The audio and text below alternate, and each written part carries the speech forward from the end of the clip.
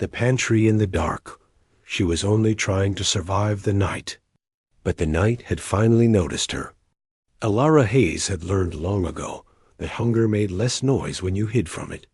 So she waited until the gala music grew loud and the kitchen. Staff rushed to serve the nobles before slipping into the narrow pantry behind the grand hall.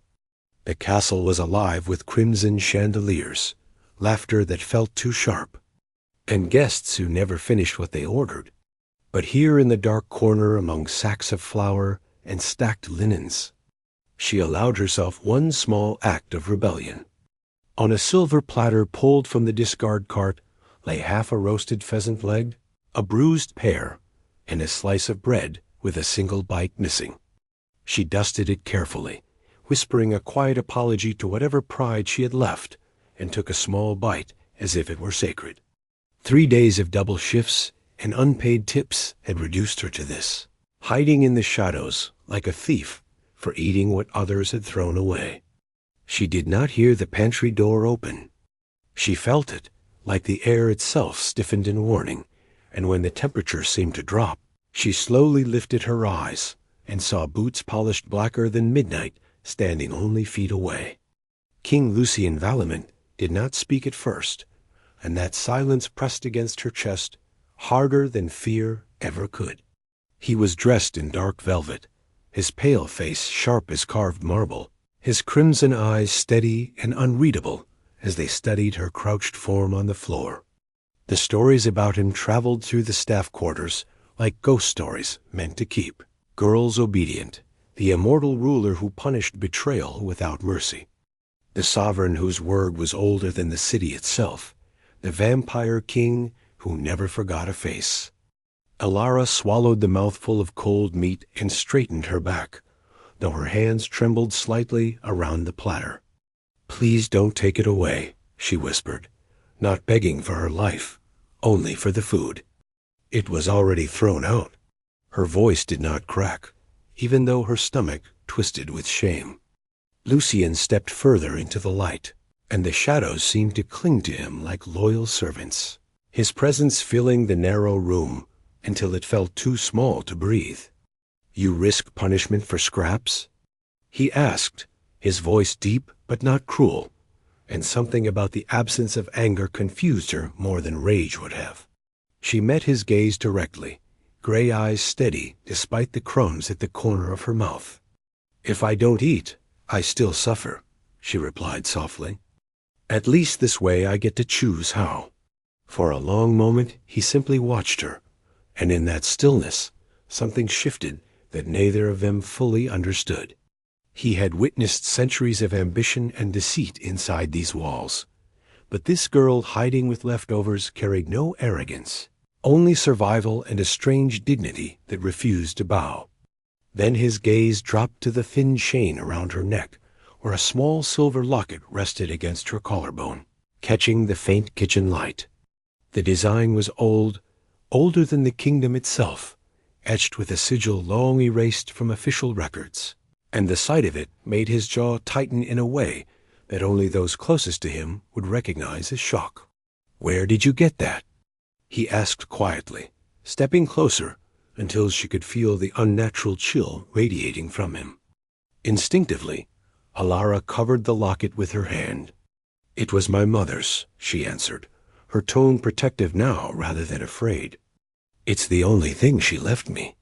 Something flickered in Lucien's expression, a crack in the kingly mask that revealed something almost human beneath centuries of control. Before he could speak again, hurried footsteps echoed outside, and 2 senior staff members appeared in the doorway, their faces lit with false concern. "There she is, Your Majesty," one of them announced sharply. "We caught her stealing from the royal banquet." Elara's heart pounded as realization struck like ice water. This was no accident, and the leftovers had been placed where she would find them. The king's gaze shifted from the accusing staff to the trembling girl on the floor, and instead of fury, his eyes darkened with something far more dangerous. "Stealing?" he repeated slowly, and the word sounded like a promise rather than a question, as he looked back at the locket, now glowing faintly beneath Elara's hand. And then the silver against her skin began to burn with light. Silk feels like chains. The girl who ate leftovers in the dark was suddenly dressed like royalty. But mercy inside a vampire court is never free. The silver locket's glow faded as quickly as it had appeared. But the damage was done, because every pair of eyes in the pantry had seen it shimmer like captured starlight. The accusing staff members stepped back in visible fear, their confidence dissolving as if they had just realized they had blamed the wrong girl in front of the wrong king. Lucien Valemont did not raise his voice. He did not need to. He simply turned toward them, and the air shifted with the quiet authority of a ruler who had ended wars with a single sentence. "Leave," he ordered, his tone smooth and final, and the two workers fled without daring to argue. When silence returned, Elara was still kneeling on the cold stone floor, clutching the locket against her chest as though it had betrayed her. She expected punishment, interrogation, perhaps even imprisonment. But instead, the king extended his hand toward her with deliberate calm. "Stand," he said, and though the word sounded like a command, there was no mockery in it. Hesitation flickered across her face, but hunger and exhaustion had stripped her of the strength to resist everything, and she allowed him to pull her to her feet. She felt light in his grip, too light, and the faint crease between his brows told her he noticed. Within minutes, she was escorted through corridors she had only seen from a distance, past towering windows stained in crimson glass and portraits of ancient monarchs whose painted eyes seemed to judge her presence. Servants avoided looking directly at her as she was guided into a chamber larger than the entire apartment building she lived in. Warm water steamed in a marble bath, and gowns of deep velvet and silk lay folded neatly on a chaise lounge. "You will bathe," Lucien said, standing near the door rather than approaching her. "You will eat properly. No one under my roof starves." His words should have sounded comforting, yet Elara felt a knot tighten in her chest, because kindness from powerful men had always come with hidden conditions. The maids worked quickly, scrubbing away the scent of grease and smoke from her skin, brushing her hair until it shone, and dressing her in black silk that flowed like liquid night. When they finally seated her at a long table set with roast duck, fresh fruit, and warm bread, she stared at the food as if it might disappear the moment she touched it. Lucien entered quietly and sat opposite her, his crimson gaze steady. "Eat," he repeated, softer this time. Elara lifted the bread slowly but set it down again. "Why?" she asked, her voice steady despite the fear beneath it. "Why help me?" The king's jaw tightened almost imperceptibly. "Because hunger should not be a weapon used against the weak," he replied, though something deeper flickered behind his eyes. Their fragile silence shattered when the doors opened without warning, and Lady Seraphine, one of the court's most influential nobles, glided inside, draped in emerald silk. Her smile was sharp as glass, as her gaze slid over Elara from head to toe.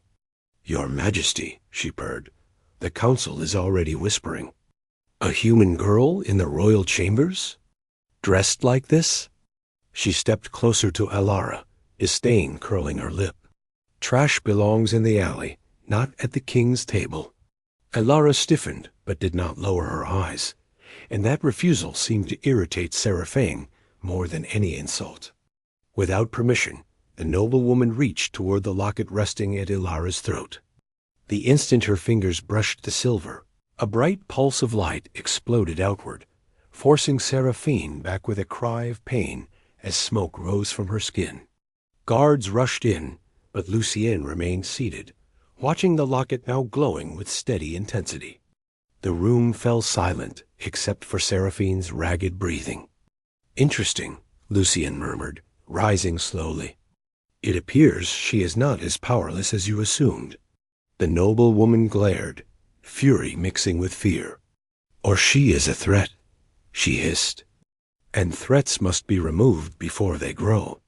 The word removed hung in the air, like a verdict waiting to be spoken. And Elara realized with sudden clarity that this feast, these silks, this protection were not gifts, but the beginning of something far more dangerous.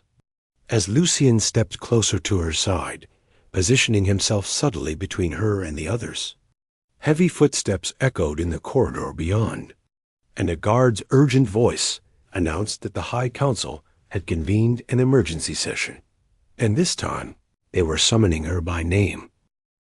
Judgment beneath 12 thrones in a kingdom ruled by immortals. A starving girl was about to stand trial like a threat to history itself. The High Council chamber was designed to make even the bravest soul feel insignificant. And as Elara walked across the vast black marble floor, she understood why no human was ever meant to stand here. 12 towering obsidian thrones curved in a semicircle above her, each occupied by an ancient vampire whose age could be felt like pressure against the skin. Their eyes glowed in different shades of crimson and amber, their expressions carved from centuries of power and suspicion. Elara kept her shoulders straight, despite the way her pulse thundered in her ears. And at her side, King Lucien Valemont moved with measured calm, his presence the only barrier between her and the hostility thickening in the air. She had been given a formal gown of dark velvet, threaded subtly with silver, and though it was beautiful, she felt as though she were wearing armor into a battlefield she did not understand. The locket rested cool against her collarbone now, no longer glowing, but she sensed it listening. Elder Marov, whose voice sounded like dry parchment tearing, leaned forward from his throne. A human in royal quarters, wielding unknown magic, he said coldly. "Explain yourself, King Lucien." Murmurs rippled through the chamber, and Elara felt their scrutiny slice into her like invisible blades. Lucien did not bow his head. "She is under my protection," he replied evenly. "There was an incident involving a noble who provoked her without cause." At that, Lady Seraphine stepped forward from the gallery, her hands still wrapped in silk where the locket had burned her. "Provoked?" She scoffed. "The girl attacked me with forbidden slight." Her accusing gaze shifted toward Elara.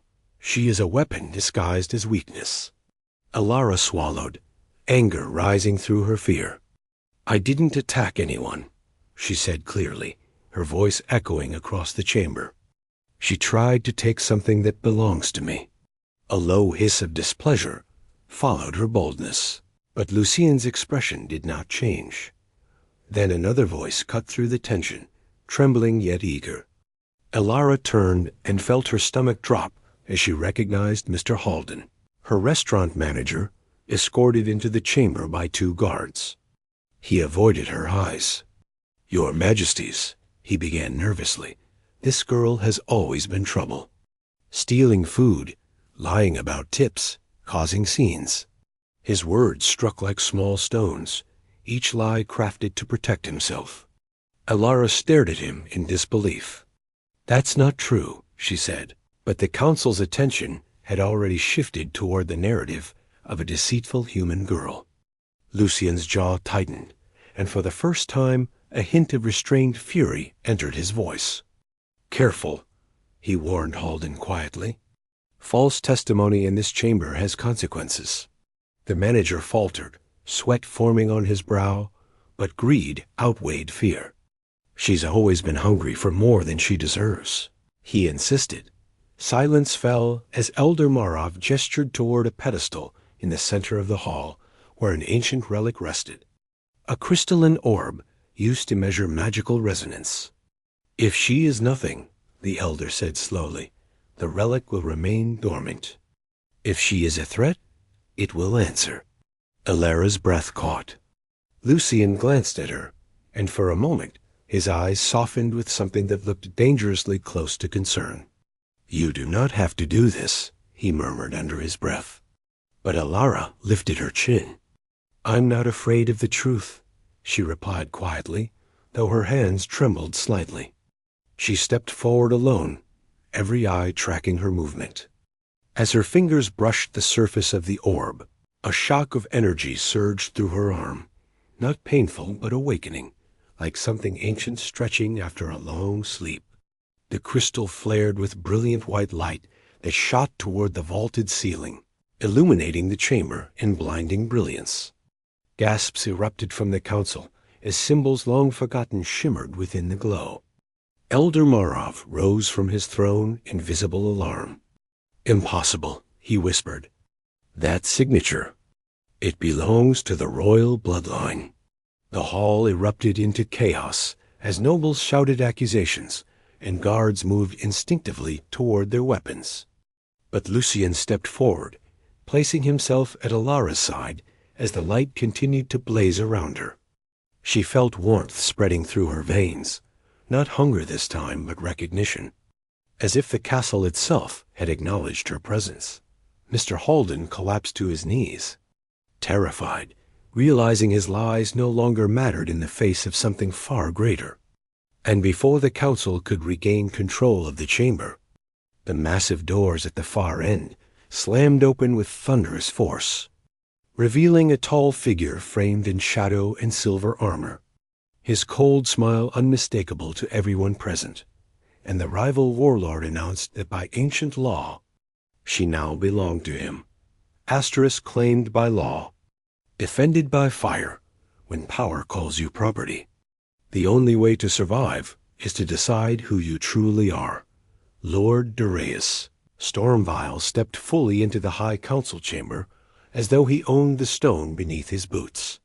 His silver armor gleaming under the fading light of the relic, and his smile carrying the confidence of someone who had waited years for this moment. He bowed only slightly to the council, not out of respect, but tradition, then let his dark eyes settle on Elara with open curiosity. "Ancient law is clear," he said smoothly, his voice echoing through the hall. "Any unregistered magical anomaly discovered within the kingdom becomes subject to state claim." Murmurs of agreement rippled across several thrones as Elder Marov nodded slowly. Lucien moved half a step forward, subtly blocking Elara from Darius's view, but the warlord's gaze remained fixed on her as though she were a rare artifact rather than a person. "She is not an anomaly," Lucien replied, his tone calm yet edged with steel. "She is under my protection." Darius's smile widened. "Protection does not erase legality, Your Majesty." Elara felt the room shrinking around her as the word legality echoed in her mind, stripping away the warmth of Lucien's earlier defense. She had been poor, invisible, dismissed for most of her life, but never had she felt so openly reduced to an object. "I'm not something to be claimed," she said before fear could silence her. Several council members hissed at her interruption, but Darius tilted his head, amused rather than offended. "You speak boldly for someone who was hiding in a pantry 2 nights ago," he remarked. The truth of it stung, yet she refused to lower her gaze. "Being hungry doesn't make me less human," she replied steadily. Lucien's crimson eyes flickered toward her with something like pride. Though he remained outwardly composed, Darius stepped closer into the center of the chamber and produced a rolled parchment bearing the royal seal of a prior age. "This law was written after the Eclipse Wars," he explained, addressing the council while keeping Elara within his peripheral vision. "Uncontrolled power nearly destroyed us once. We will not allow it again. The girl radiates energy linked to the royal line and something far older. If she cannot be explained, she must be contained." The word contained fell like a chain dropped at her feet. Lucien's voice lowered dangerously. "You mistake caution for control," he warned. "She has harmed no one without provocation." At that, Lady Seraphine scoffed from the gallery. "Yet," she inserted sharply. The tension escalated when Darius raised his hand toward Elara, not touching her, but allowing a faint shimmer of his own magic to spark in the air between them. "Let us test a simple theory," he said lightly. "If she truly carries royal resonance, she should respond to an invocation of blood oath." Before Lucien could object, Darius whispered a phrase in an ancient dialect that rolled like thunder across the chamber. The air vibrated, and Elara felt something inside her stir again, not violently but attentively, as if the castle's foundation were humming in response. The relic orb reignited faintly without her touching it, glowing in rhythm with her heartbeat. Gasps spread through the hall as intricate sigils appeared briefly on the floor beneath her feet. Darius's expression shifted from confidence to sharp calculation. "Remarkable," he murmured. "She answers to legacy." Suddenly, a commotion erupted near the entrance as guards dragged in a young kitchen servant who had been accused earlier of assisting. Elara, the girl looked terrified, clearly used as leverage. "If the human wishes to prove she is not a threat," Darius said coolly, "let her restrain her power now."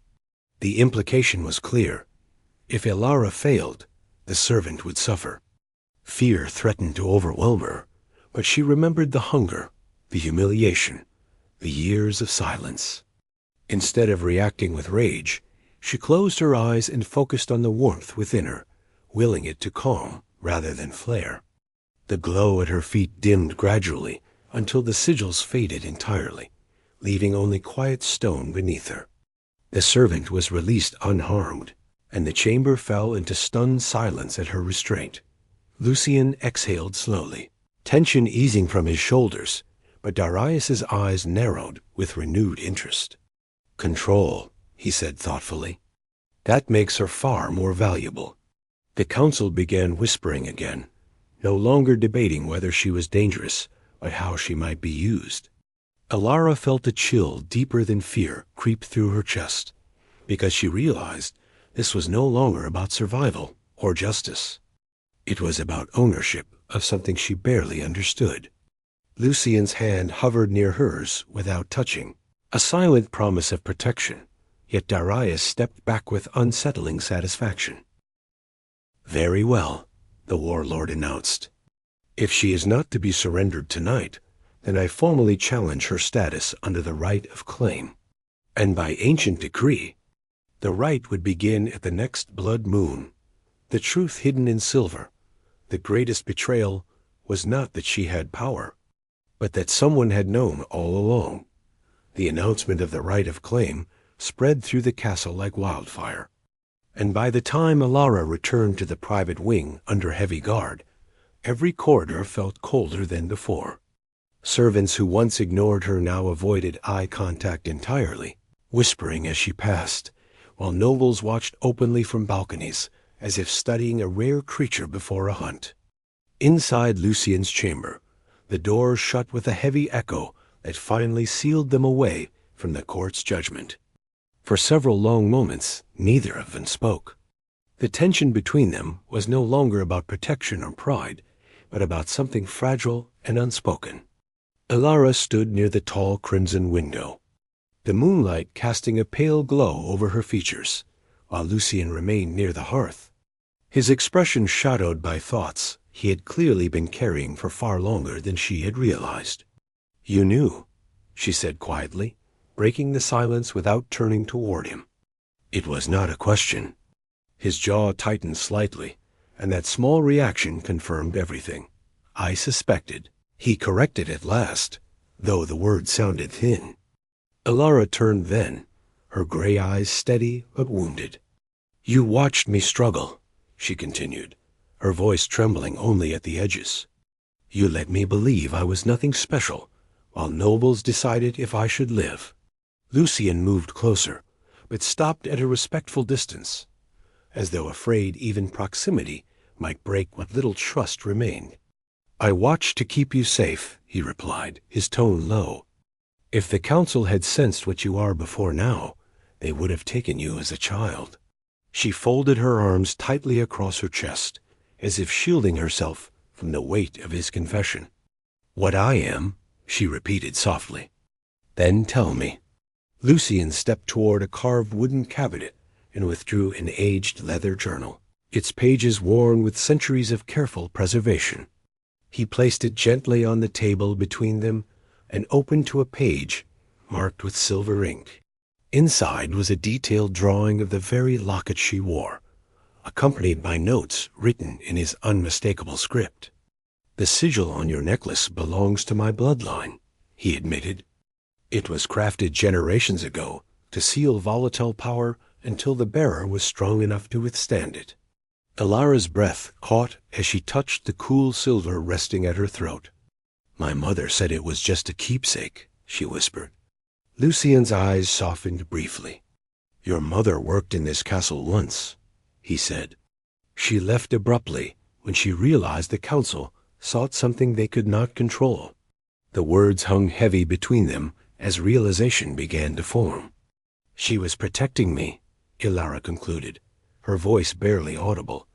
Lucien nodded slowly. "She believed the power tied to our line could manifest in unexpected ways, especially after the Eclipse Wars weakened the ancient warlords. She feared the council would exploit any sign of it." Elara felt anger rising again, but beneath it lay a deeper ache. "And you?" she asked. "Were you protecting me, or protecting your throne?" The question struck harder than any accusation in the council chamber. Lucien did not answer immediately, and that hesitation spoke volumes. "At first," he admitted quietly, "I was protecting stability. But the night I saw you in the pantry, I saw more than power. I saw resilience. And that changed everything." Before she could respond, a sharp knock sounded at the door. A royal messenger entered swiftly, bowing with visible urgency. "My king, Lord Darius, has formally submitted his invocation for the right of claim. He demands it occur under full council witness." The messenger hesitated before adding, "He also requests that the locket be removed prior to the ritual." Elara's hand instinctively tightened around the silver chain. Lucien's expression darkened instantly. "Denied," he said without hesitation. The messenger bowed again and withdrew, leaving silence heavy in the chamber. Elara felt the locket pulse faintly against her skin, not painfully but knowingly. "If they take it," she said slowly, "whatever it's holding back might not stay contained." Lucien stepped closer, his voice firm yet edged with concern. "Then we ensure they never take it." Elara moved toward the mirror across the room and studied her reflection. The silk gown, the silver at her throat, the determination growing behind her eyes. For the first time since this began, she did not feel like a frightened waitress or an accidental anomaly. She felt like someone standing at the edge of transformation. "If Darius wants to claim me," she said steadily, turning back toward Lucien, "he will have to face me as I am." The moon outside shifted behind drifting clouds, casting the chamber into deeper shadow, and from somewhere far below the castle, a horn sounded to signal the approach of the blood moon rising, and as the first red light touched the horizon, the locket began to crack. Asterisk. The girl who refused to be owned. Under the blood moon, a waitress stood before immortals and chose who she would become. The blood moon rose slowly above the castle towers, staining the sky in deep crimson as nobles and guards gathered in the ancient courtyard where the right of claim had not been performed in over 2 centuries. Torches burned with steady blue flame, casting long shadows across the stone floor carved with ancestral symbols. Elara stood at the center of the circle, dressed not in silk, meant to impress, but in simple black-fitted attire, chosen for movement rather than appearance. The cracked locket rested against her chest, faint fractures glowing with light that pulsed in rhythm with her heartbeat. Across from her, Lord Darius Stormvile looked perfectly composed, silver armor polished, expression confident, as if he were moments away from acquiring a prized possession. The High Council observed from elevated balconies, their ancient eyes sharp with anticipation, while Lucien remained at the edge of the circle, not interfering but visibly tense, his crimson gaze fixed on Elara, as if willing strength into her without words. Darius stepped forward first, extending one hand outward in formal declaration. "By ancient law, I invoke the right of claim," he announced clearly. "If the girl cannot withstand trial, her power falls under my guardianship. The word guardianship sounded deceptively gentle, but Elara understood what it truly meant. She inhaled slowly and stepped forward as well, her voice steady despite the weight of hundreds of immortal eyes. "I stand by my own will," she said, surprising even herself with the calm in her tone. "Not as property, not as a weapon, but as a person." A ripple of murmurs passed through the watching court, unused to hearing such words spoken so directly. The ritual began with an exchange of energy, a controlled surge meant to test endurance and control rather than cause destruction. Darius raised his hand, and a wave of silver light moved toward her like cold wind across water. It struck her chest and forced her back half a step, but she did not fall. The cracked locket flared brighter, absorbing part of the impact, though each pulse widened the fractures.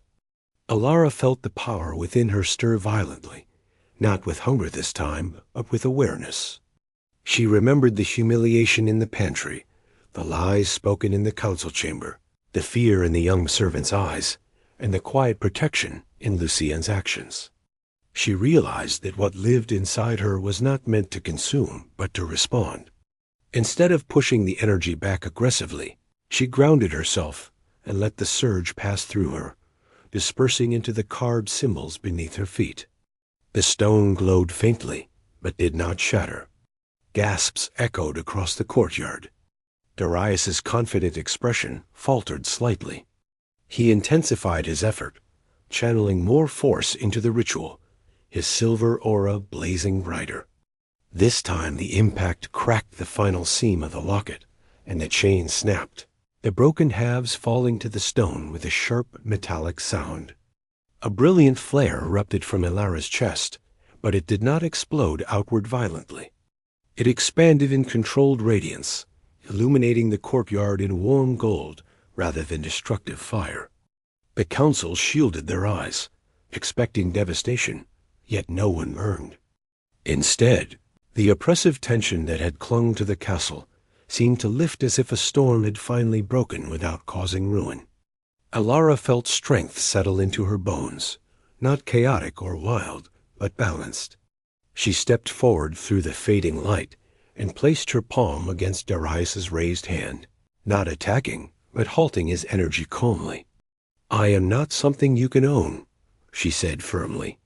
The silver aura around him flickered and dimmed, unable to overpower her steady presence. Silence fell heavier than any roar. The rite's ancient symbols glowed briefly, then reshaped subtly, acknowledging completion. Elder Marav rose slowly from his seat above, studying the scene with grave consideration. "The rite recognizes sovereignty," he declared after a long pause. "The girl stands unclaimed." Shock rippled through the court as Darius lowered his hand, frustration evident but restrained. Lucien stepped into the circle at last, not to command, but to stand beside her. He did not reach for her. He simply inclined his head in respect. Elara met his gaze and saw not a ruler claiming victory, but a man acknowledging her choice. The council began murmuring about precedent and future implications, already calculating how this shift in power would reshape their world. As the blood moon reached its peak and began its slow descent, Elara looked out at the watching immortals, who had once judged her as nothing more than a starving servant. "Respect," she said clearly so all could hear, "is not given by bloodline or wealth. It is earned by how you treat those who have less." No one interrupted her this time. The broken locket lay at her feet, no longer needed, its purpose fulfilled. Lucien's voice carried quietly beside her, not as a command, but as an offer. "The throne of Hollow Hall has space for a ruler who understands both hunger and power." The courtyard remained silent, waiting for her answer. And as dawn's first light touched the horizon, she opened her mouth to decide the future of an entire kingdom.